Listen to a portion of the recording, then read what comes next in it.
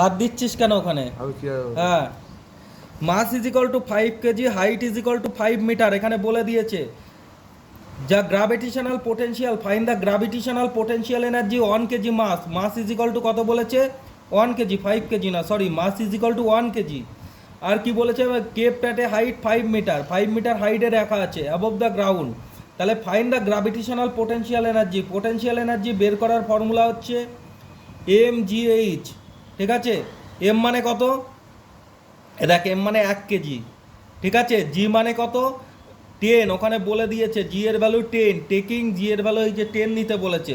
হ্যাঁ, এবার দেখ, জি এইচ, এইচ মানে 5, 5 10 কে 50, 50 50 জুল। ঠিক আছে, বুঝতে পেরেছিস পোটেনশিয়াল এনার্জি। এইবার বলেছে kinetic energy, calculate the kinetic energy when it's fall and hit the ground. When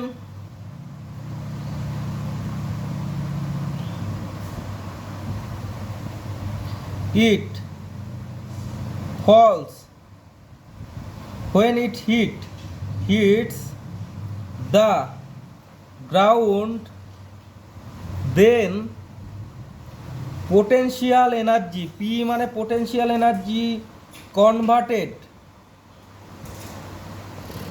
to kinetic energy, so kinetic energy